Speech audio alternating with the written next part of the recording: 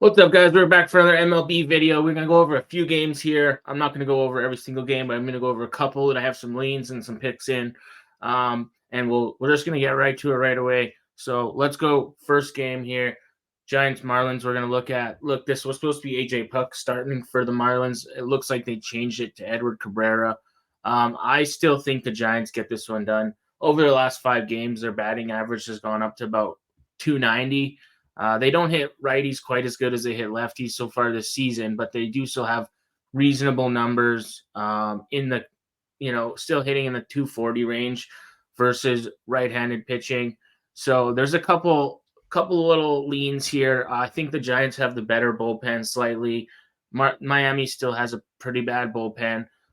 When you look at their strikeout rate, Miami, their last game, they struck out 38% of the time. Over their last 3 games, it's 27% of the time. And as a team, they're striking out so far in 2024, 23% of the time.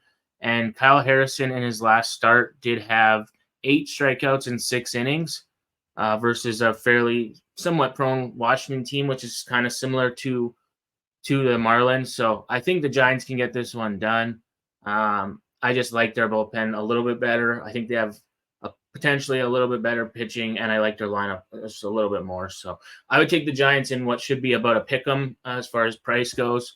So give me the Giants in this first game on the money line. All right, the next game we're going to look at is the Texas Rangers headed to Comerica Park in Detroit. When you go back to last season, the Rangers have now won 14 of their last 17 road games. This number, the Rangers are actually slightly underdogs, and it is due to them coming off that hard series in Houston, having to travel to Detroit, and then Michael Lorenzen making his first start of the season. You got Reese Olson on the other side, whose last outing he got roughed up. He gave up 6 earned runs in 4 1/3 innings. He only had 3 strikeouts. He's only had 3 strikeouts in back-to-back starts. So not the greatest, but you want to see for your starting pitcher, not getting a lot of strikeouts. Reese Olson can also give up a lot of hard contact. So at this light number, the Rangers are the underdog in this one. They have the much better lineup. Obviously Lorenzen kind of scares me a little bit. I kind of lean to the over at 8 or 8.5 here. At 8.5, I think it is. So I kind of lean to the over. But I think I just got to go with the Rangers as the underdog here. I just think they're the better team. It looks like the computer models have the Rangers winning this game 60% of the time. So there's value on this number. So I think that's just, I'm going to stick with that. I think the Rangers could get this one done, take out some of their frustrations from that Houston series on Detroit, and potentially open this game up. I could see this one finishing like 6-3, 5-4 type thing. It's like 9 runs. I'm a kind of projecting in the 9-run range, but either way, I'm going to take the Rangers on the money line in this. Next, we go to the top where the Rays host the Angels. We already seen these teams play a 3-game series to start the season off. That was in Anaheim. In that one, we've seen 7-1, 6-4, and a 4-2. So we've seen 8 runs, 10 runs, and 6 runs. Tampa Bay winning 2 of those 3 games. We've seen Patrick Sandoval pitch one of the games. He gave up, I think it was four earned runs. He had 6 strikeouts in 5 innings pitched. The thing with Sandoval is he can leave some balls hanging. He tries to get perfect with like painting the corners and hitting that perfect spot where he leaves a ball up hanging and he can be prone to walks. His whip is 1.86 on the season. He does have a decent amount of strikeouts, but my concern is his ERA is pretty high. His expected ERA is up over 4. His current ERA is over almost 7 right now. Then you look at Zach Eflin on the other side. His expected ERA is up over 4 as well. He's given up almost like 11% barrel rate. Hard hit rates around 47%. So I could see both these pitchers giving up something here. I could see this game potentially getting 9 to 10 runs again. So I'm going to take the over at 8. I like the push potential here just in case it does end up being a 5-3 game. I just don't really want to lay that big price with the Rays because I could see the Angels even winning this one like they did that one game, 7-1 in that one series. So I'm going to lean for runs. I hope we see another like 6-5, 6-4 something 7-5 type game. I would like to see Taylor Ward and Isaac Paredes both hit a home run in this game. Isaac Paredes is for the Rays. Taylor Ward is for the Angels. I would also go to Mike Trout if I was going to take a home run prop on the Angels side too. It's Taylor Ward or Mike Trout is pretty much the only two I'd look at. Mike Trout rakes against right-handed pitching. So either one of those guys, those three guys to hit a home run in this game being played in a dome. I mean, they might open the roof, but we shouldn't have to worry about too much as far as like weather issues. Obviously, if the dome stays closed, we don't have to worry about that at all. So I'm just going to take the over at 8 with the push potential. I think that's a solid play in this game. I like the matchup here. I think they can get it. The Rays do still have their bullpen is still the worst as far as ERA in the league. They've given up 12 home runs, a WHIP of 1.7. The Angels ERA is up over 5. They've given up 9 home runs, 1.24 WHIP. So the Angels bullpen has been slightly better. But I think both these teams can give up some runs. So let's just root for runs in this one and hopefully we see an over. All right, next we're going to guaranteed rate field where the White Sox host the Royals. Look, we already seen these teams go head-to-head once this season. The Royals swept that series. That was a 4-game set. The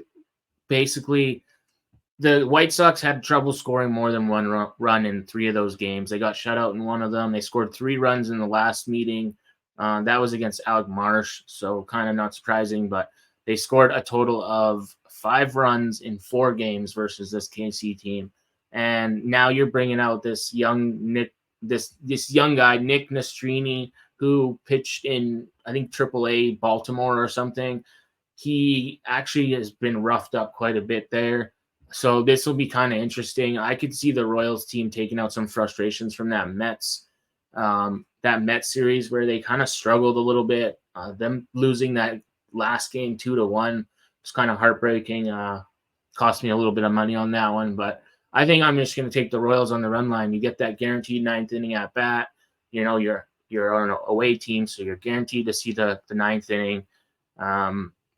Them being heavy favorites, you got Seth Lugo going for the Royals, which he's been lucky in some situations. Yeah, his expected ERA is about 3.8. He does give up some base hits, but with this White Sox team struggling so much right now, and this new pitcher Nick Nastrini coming in to make like his debut, there's a few call-ups going on in the games right now, in as far as today's games go, and I just don't really have a lot of faith in this White Sox lineup. I've said it, I'll say it again right now. Without those couple guys that they're missing, that's a big part of this team. And then call up on this guy and their bullpen just not being the greatest. I think the Royals can get to the White Sox here and potentially win this game pretty comfortably. The weather's kind of not as good as we've seen it the last few days, but I could see the White Sox struggling to put up a few runs again in this one. The Royals won one of those games 10-1, 2-1, 3-0, 5-3. So I could see it being kind of similar. If I'd be surprised if they didn't win this game by multiple runs, but I wouldn't blame you with taking the Royals on the money line, or like the Royals and the Dodgers as a money line parlay or something like that. But I'm just going to take the Royals on the run line. It should be about even money that way. And I like this Royals team. They got good bats. They got good base runners. And I just think they have the way dominant bullpen and pitching starting matchup, and just everything to do with this Royals team is really good. So them coming off a not kind of disappointing series in New York, I think they can come back and get right here against a really bad White Sox team. All right, next I'm just going to give you guys a couple of my leans, a few games that I was kind of looking at, but this one, the Padres and the Brewers. The Padres played that series last night versus the Dodgers. Then they won that game with we've seen Profar hit a three-run shot late in the game to win it for them. They won that game 6-3. But historically, teams that play Sunday night baseball and have to travel the next day, they usually don't do too well. So I think, Joe Musgrove, who hasn't had the greatest start to the season, considering, he's Joe Musgrove, people expect quite a bit out of him. His last start, he only went 4 innings, gave up 4 earned runs and a home run. He had his first start was kind of the same, 4 earned runs and a home run, went 5 2/3 innings.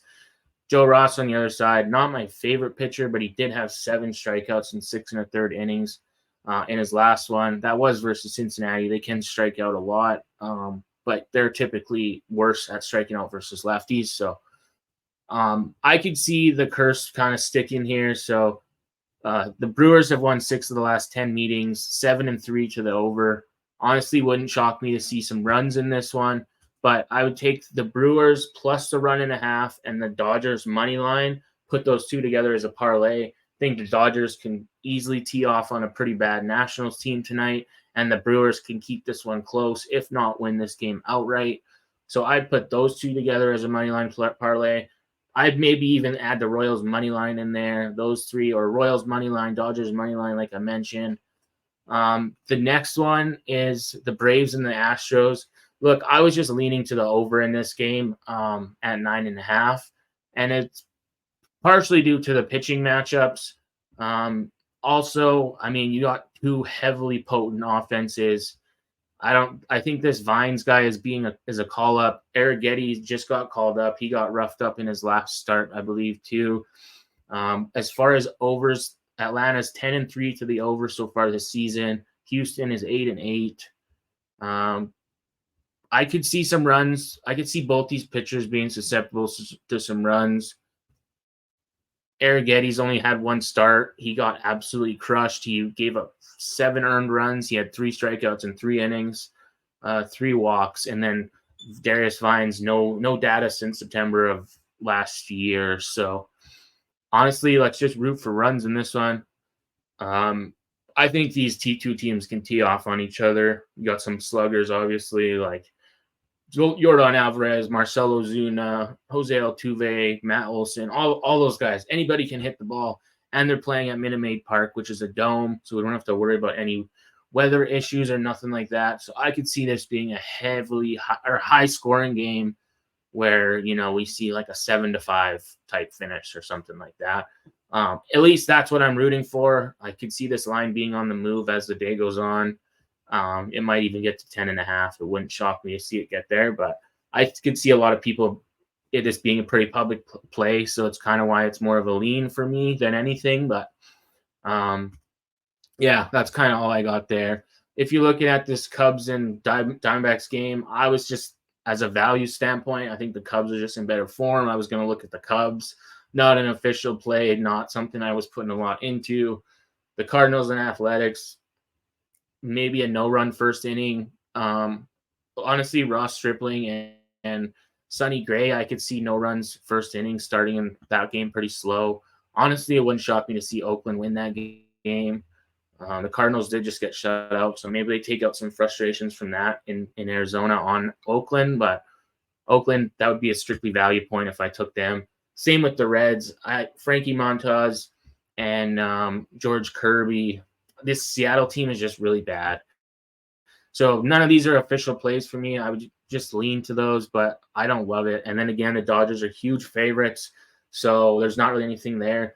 Probably some home run props, but that'll be kind of for the next video. We're seeing 8-mile-an-hour winds blowing out in Dodger Stadium, so I'll probably find some home run props, try to get a video out for that one. But that's it. That's all I got. My favorite play of the day is probably going to be the Royals. I think they win that game comfortably. So that's all I got. If you guys got any picks, drop them in the comments below. Don't forget to like and subscribe if you want to see more videos. And I will see you guys on the next video. Have a winning day. Bet responsibly. All right. I'll see you guys in the next one. Peace.